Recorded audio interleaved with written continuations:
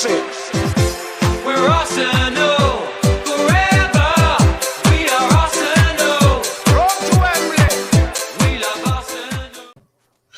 Welcome to the Arsenal Villarreal preview show. FTB Sports here. This is your man. Got Canners, Brezzy, Gumza, Gunner King. How you doing, guys? We all good? All good, yeah. Good, thanks. Love that. So yeah, listen, big game, semi-final again for the Arsenal. We're playing Villarreal.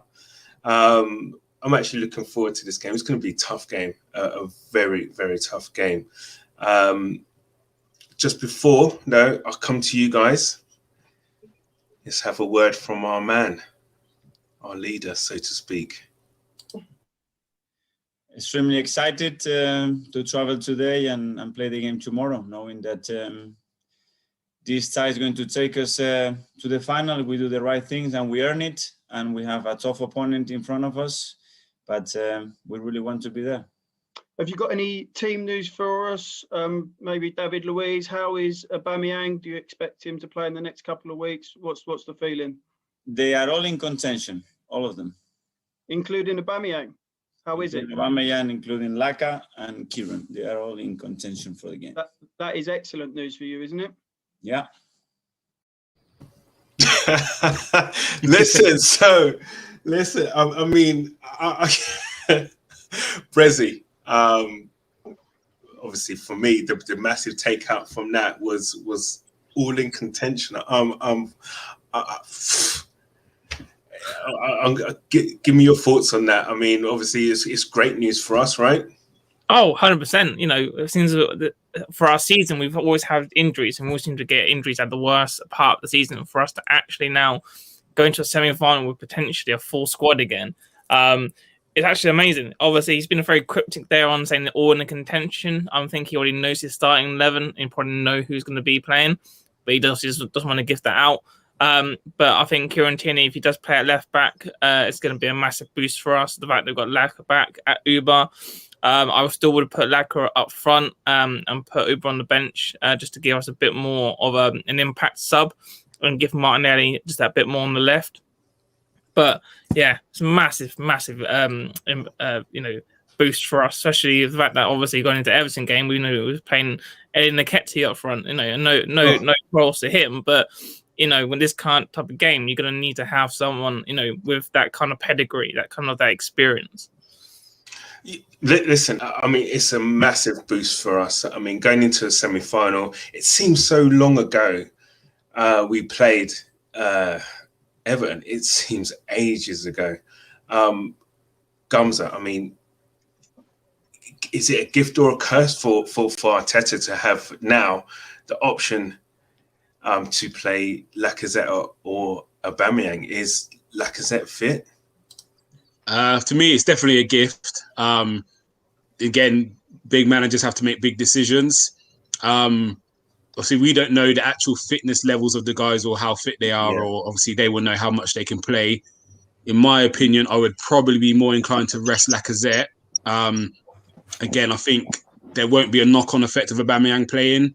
Whereas Laca could go into it and then pull the string again, and then he will be out for the rest of the season. So for me, it'll be, I think Auba's probably less fit minutes-wise in his legs and obviously his lungs and chest. But I think he'll have less effect if he has to come off early. I think if Laca plays, then it goes, then that's him for the season. So, yeah, it's good to have them back in there. But again, we still have to approach with caution. I think if it was the second leg, I would go all out, all guns blazing. But because it's the first leg, there's still another 90 minutes to play after that. So you still got to approach with a bit of caution. If you come out of there with a 1-0 win, do you know what I mean? Then that's perfect. As long as we get an away goal, I think we do good. So again, I wouldn't be surprised if Martinelli started up front, just to protect them, to be honest. Yeah, listen, I mean, he's definitely got a decision to make, really, on who plays, what and everything. So this is a possible lineup. It looks so much better, don't it? It looks so much better. But King, talk to me. I mean, how would you? I'll put it back up for you again. I guess, but is this something you could go with, or Tierney back? That's got to be a huge boost for us, as well as everybody being in contention. Tierney back really is for me is even bigger than Aubameyang and Lacazette, right? Yeah, I mean, like I've been having conversations with Chelsea fans online today. Yeah, and I think we were speaking about Chilwell and Tierney, and yeah, Tierney is just his talent going forward is undeniable. But you know, usually with fullbacks, you know, like you're either better going forward or more astute defensively. But like you don't see much of a difference. I would say he's probably like you would probably pick his attacking threat out, but it wouldn't to say that it's because he can't defend. He's a very good defender. In fact, he's played as an auxiliary centre back for us in the back three. So yeah, for me, I think it's great to have him back if he's fit. But I just worry with him. I have the same worry that what Gumza said about Lacazette. He seems to have somewhat of a frail temperament in his physical state, and I think I would worry if we rushed him back, because it seems like there have been reoccurrences throughout this season of injuries in the similar places. So yeah, I just want to be mindful with him. With Lacazette, I feel the same. I feel like he's the striker I want to start, but I like Gums said, I wouldn't want to risk him for the second leg. I think the second leg at home is where we want to kind of go all guns blazing. I think the approach in the last tie of just staying in it and then just really just going hell for leather in the second leg, and with this time the second leg being at home, that's the approach I'll be taking. Maybe looking to give Martinelli some game time up front. This sounds crazy, right? But I've been saying to a lot of people that I would like to see Pepe trained to play as a striker. I don't know if this will be the game for it. But no, I don't know if that's something that maybe could be looked at. I mean, like kind of playing as a false nine with really sort of quick and mobile attacking mids around him. Maybe that could work, you know, with his pace. I don't know, but yeah, I definitely think if Aubameyang can play, I would probably go with him just because Lacazette's just come back, and you know, hamstrings tend to take 3 weeks to recover, so it does seem like it's a bit of a rushed. I tend to agree with you.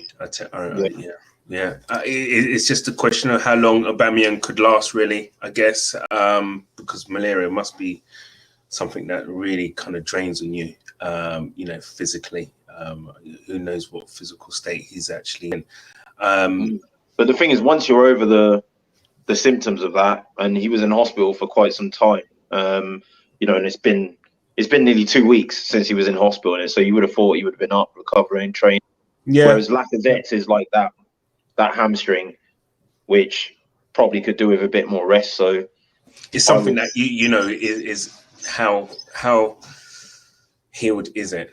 Is the hamstring? Yeah. Is it a sprint away from it, pinging again kind of thing? Because it didn't look like he was doing much of a sprint when he actually pulled it. So no. I think it was just proper absolute fatigue when he pulled it against Fulham.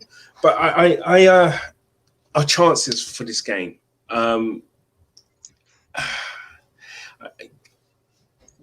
This team were good. I mean, our record against Villarreal is not too bad.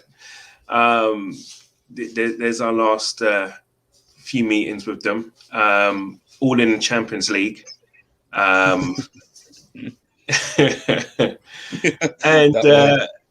albeit some time ago, God, like we were talking 12 years ago, innit? Flipping it was the last time we played them. But I think Emery's got his teams drilled. He's got some good players. I think that the top goal scorer is only second behind. I think behind, is it Messi? I can't remember their top goal scorer. They're scoring goals. Put it that way. Is it Chukwueze, the Nigerian guy? No, he's not goal scorer. He is a problem. He scored against Barcelona the other day. He's the top goal scorer, is it? Yeah. He's going to be.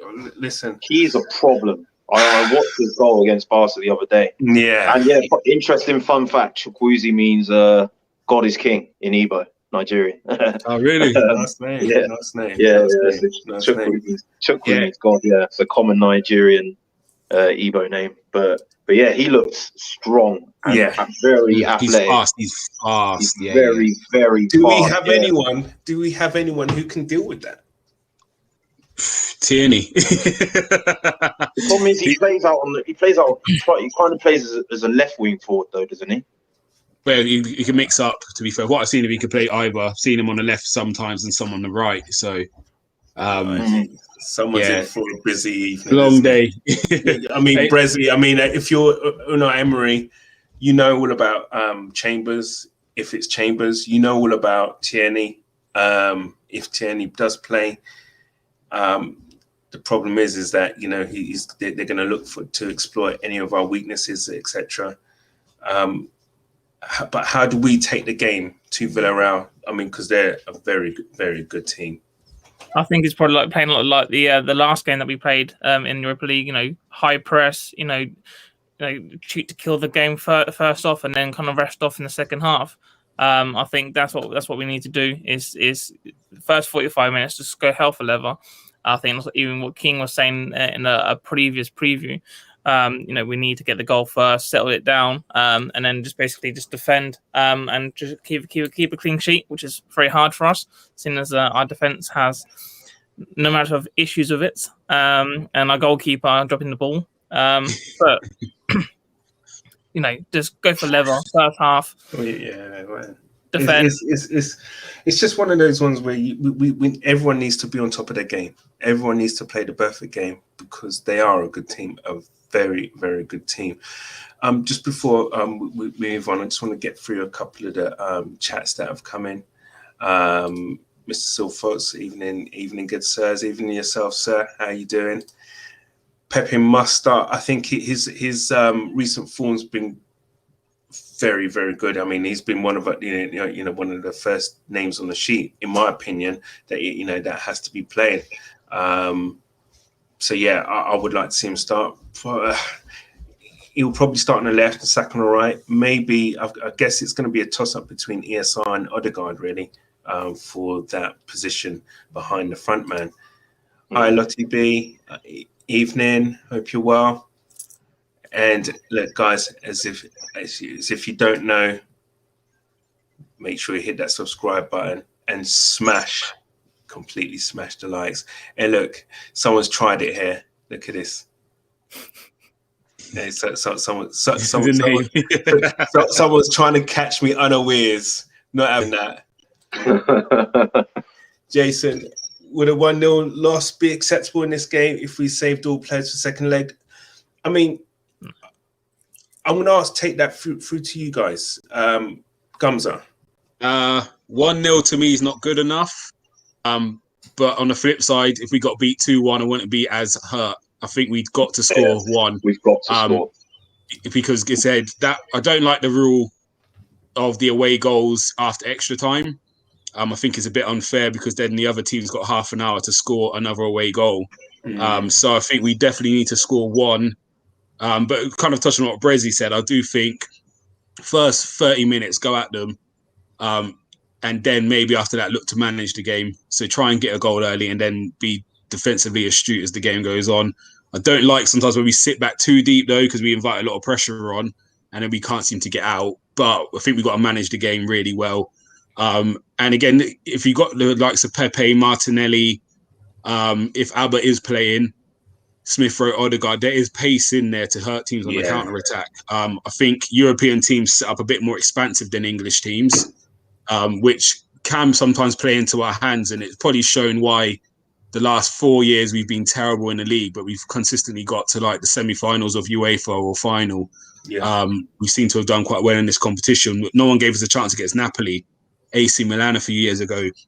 We wiped the floor with those teams because they play a bit more expansive, and we have got the players to hurt teams. So, I feel 1-0. Not think we can get a goal. I would take a 2-1 or a 3-2 and get them back to the Emirates.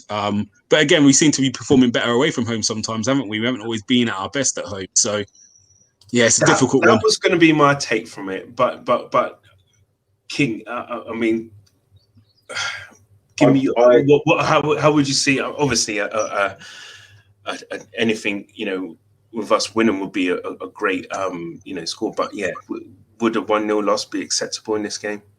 I think I agree with Kelvin with Gumza. Yeah, I think scoring is important. I think especially away from home, you don't want to have. I mean, even if it's 1-0 or 0-0, then you've got the burden of not being able. You're kind of hamstrung. With, you can't draw at home after that, can you? No. How expansive you can be at home. So yeah, I think even if it's a loss by 1 goal, but it involves both teams scoring. I think that's key. I definitely think we need to get on the score sheet tomorrow, and I think we got the firepower that is capable of doing that. So I think, personally, the game needs to be managed, but I don't think we should go there playing for draws to keep clean sheets at the expense of scoring. I think we should go there to at least get on the score sheet. And just worry about what happens after that. I agree. I mean, I think also as well we have a problem at home this year as well, and I wouldn't be confident if one thing. Sorry. No. One thing I will say on Arteta since he's been here. To be fair, there's been a lot of games where he's got it wrong, and then we've played the same team quite soon afterwards, and he seems to get it right in the second game. So I think there was a time we had Leicester twice within 2 weeks. We lost the first and absolutely battered them the second. Every time we've had a bad result in the first leg in the UEFA Cup, the second leg we've always looked a lot more comfortable, apart from Olympiacos, where we just scraped through at the end. But a lot of the time when we have played a team twice in a close proximity, and it's happened in the league a few times, he seems to make the slight adjustments which make a big difference in the second game. So again, I hope in the first one we kind of feel it out, and then the second one he will be able to adjust it, and do you know what I mean? We'll be able to then do what we did in the last leg and absolutely just hammer them and then be comfortable. So no, I agree. I think you're right. I would take like a 2-1.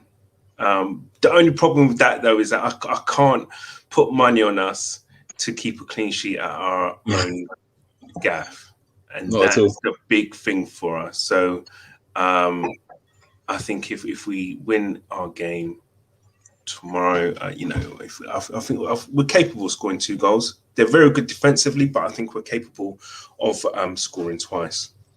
Just wanted to obviously continue some of the chats that we've got here.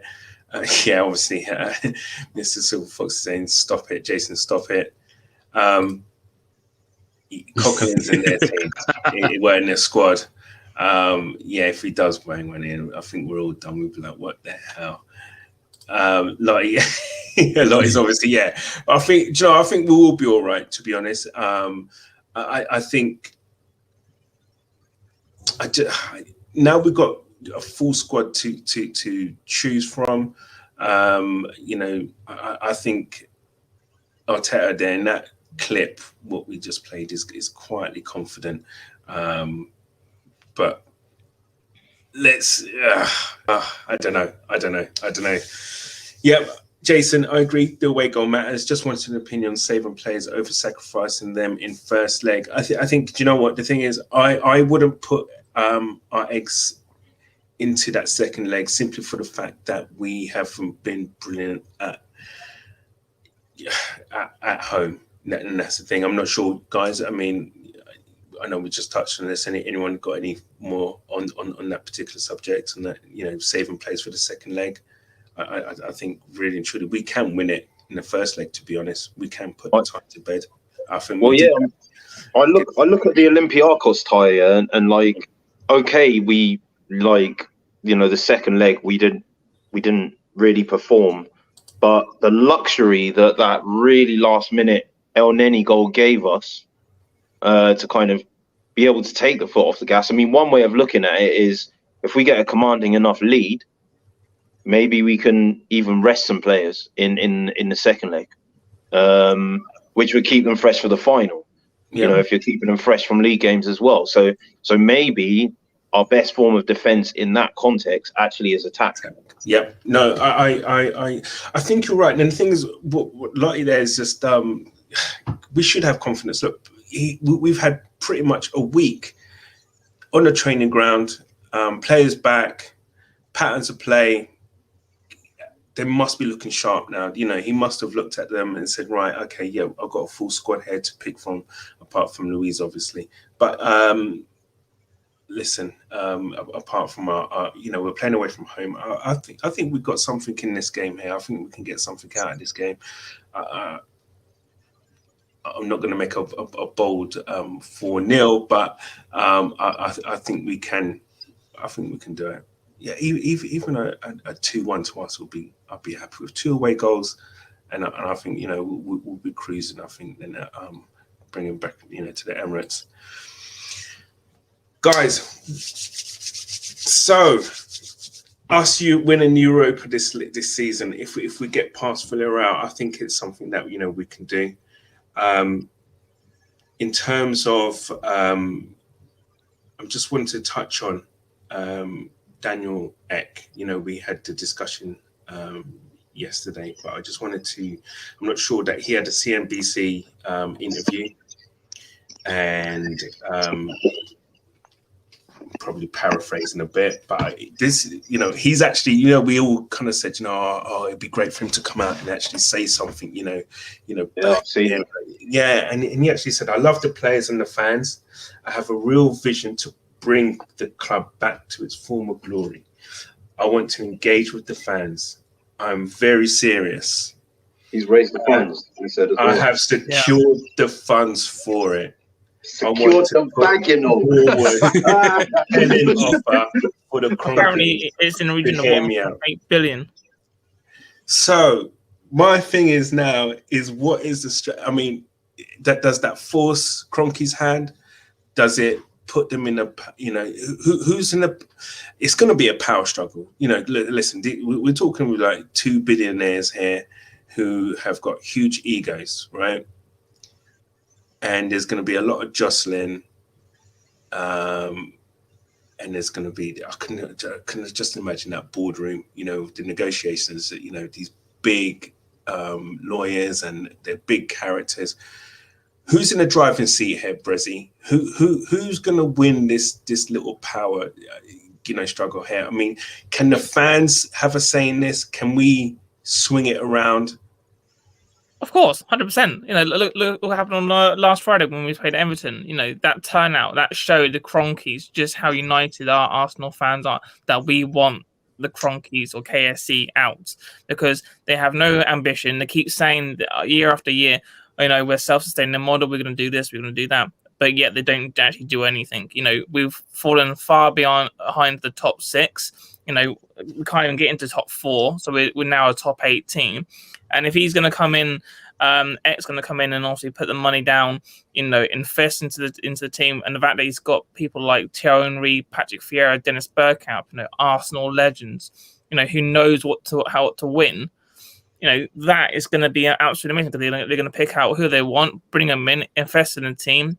You know, you've got Mikel Arteta, who I still think is going to be a manager at Arsenal, you know, in the long term. And then I think we can certainly, you know, year or two, we can certainly challenge again, but only if we invest, and not keep relying on KSE to say, "Oh, we're going to invest this season." We said that. Be excited. Yeah. King, I mean, your take on it. I mean, who's gonna? How is this one? How do you see this one playing out?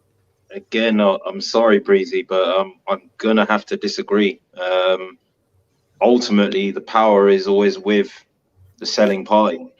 Ultimately, it's not It's not publicly listed, you know. So the any fan's interest that is vested in the actual share value of the club is non-existent. You know, that got wiped out. So, you know, the Kroenkes are in the driving seat, unfortunately. You know, like, I mean, you know, basically, to put it simply, Eck can raise all the money in the world. You know, if they've come out and made a statement and said categorically we're not selling the club, whether they're doing that as a ploy to drive up the price, you know, if you take them at face value, and if they are actually true to their word, there is absolutely diddly squat. Me, you, 100,000 of me and you, any other Arsenal fan can do, even as a collective. And I hate saying it, I really do. You know, like, but it's just the way it is. You know, like, you know, it's down to ultimately they have to feel that it's in their interest to sell the club. Yeah, we can make it seem like the environment's hostile, but dude, I mean, you know, like, his wife owns Walmart. You know, they're seasoned. They are seasoned, yeah, in having people in their employ that do not like them. You know, like they know all about They that. don't care. You know? They don't even listen to that. They don't I give totally a agree. But I just think that if F, you know, like, about what me, you think, you know, about X money. I mean, But you know, there must be a point though when they just say enough is enough. Do you know what? We're not wanted here. No, I agree, but the point is that the point I'm making is only they can know when that point is. No one can make that point for them. You know, like, they're not shy of a few pennies. Like, Kroenke and his family estate, their wealth, you know, be it on asset or on paper, whatever, it seems to exceed, you know, by some distance what X is, you know, as rich as he is. So, you know, the thing that worries me is I don't think it's going to be money that he's going to drive their decision. I mean, yeah, okay, Arsenal's losing money, but as I said, my thoughts on the Super League are that UEFA and FIFA weren't against it. They were just more against the way Perez and these cronies went about it. But it's going to make sense to them financially to create that league. And any businessman worth his weight in salt is probably, he's going to be leaving money on the table if he sells. And then there's a go ahead for that Super League. You know, so I'm but still not hopeful. 100 I'm million. still not hopeful. Yeah, Gumza, your thoughts quickly. In a nutshell, I don't know if he's going to sell or not. None of us will ever know. But I think what we should do as fans, now we have got Eck, who's saying I want to buy, He's got the all fair and well funds. saying, yeah, and it's all fair and well us protesting at certain stages. But again, if there's no one going to put money up, it's going to fall on deaf ears. And Kroenke can sit there and laugh and think, oh, look at these guys doing all this and no one's coming to buy the club. There's someone there now. So as fans, do you know what? Let's keep with the protest. But I think bigger than the protest, for 1 year, we all just need to come together and say, we're not going to spend anything in the Emirates. We're not going to buy shirts for the season, no training kits. We'll take the hit. I think this has got legs. Something like that I think would stand more. Yeah, so the protests are good, but I think something like that to say, actually, do you know what? We're not going to spend money until Eck is in. That would probably hurt more. But again, it's a collective. I get the season tickets when fans say, if I don't take my season ticket up, someone else will take it and I've got to wait 10 years to get it back. So I get that. Yeah. But the shirts is something where we all could say, do you know what? I've got how many Arsenal shirts? Breezy, you show me your room, how many shirts you got. Do you know what? 1 year. And even that, we can still get them if Kroenke leaves next year, we can grab them on the cheap anyway. So for 1 year, I think we've all just got to take the hit ourselves and say, actually, yes, as much as the kit might look nice and the training kits are always nice we've got at the moment, but for one season, let's actually not get them and see if even that can help a little bit where he thinks, actually, these fans aren't playing. I'm not making my free meal a match day on revenue on selling hot dogs and burgers and stuff. Yeah, I'm not making however much million. And again, I understand Adidas will pay Arsenal and the most of the money from kits go to Adidas. But what are Adidas going to turn around and say when all of a sudden we're not buying shirts? They're going to go to the Kroenkes and that and say, hold on, what's going on here? we've given you 10 mil for the next 10 kits, and we haven't recouped a penny back. I think this has got going to put the pressure on more. Yeah, it's going to put pressure. It's got legs, but guys. See, can I just say one thing on that? There's one counter on that really quickly. Gonna have to be quick. The real quick thing about that. The problem is, I think that's all well and good for the fan base that are here, that are regionally based. As we all know, we're a global franchise. So. We've got loads of fans in the US where our owners are. We've got loads of fans in Asia, in the Middle East. We've got fans everywhere. And unfortunately, these fans that are abroad, they're going to have more of an apathy. They're not going to have that, they're not going to have that impetus to think, because to them, it's not on their front doorstep. They're going to have that routine of new kit comes out, we buy it, or, the global market is bigger than the UK one. Do you see what I mean? I do hear you. But again, for me, we got to start. They won't really feel that. You got to start. It starts with someone, and hopefully the message can be you. Transpires. Exactly. So, guys, look, I just want to put it back. I mean, listen, this is. Just basically watch this space. It's gonna have legs. Let's see how this plays out. Let's hope it goes the right way for us. We need, we need someone who loves the actual club, and has an affinity with the club. And I think these guys will. And I think, Lottie, you come up with some absolute nuggets there with your comments. Guys, just want to bring it back to score predictions, really. Just quickly, one line in score predictions. Brezzy? 2-1, Arsenal. Gumza? I said it last time. I'm going to go 3-1 again. I'm hoping. I'm praying. 3-1 would be nice. 3-1. Do you know what? I'm going to go a naughty 1-0. I think we're going to do 1-0. I think we're going to do something like that. I think we might shut him out. I'll take any of them scorelines. Yeah. Guys, 3-1 then. Yeah. Guys, I want to thank you. It's been a great evening. So much to discuss, and we could have gone on and on. Listen, we need this victory. We need a good result here. I think we can do it. Yeah. Guys. Oh my gosh, it's emotional right now. Flipping it, there's so much going on with this bloody club, isn't there? But guys, come on, you Gunners, let's get the victory. Let's do it. We are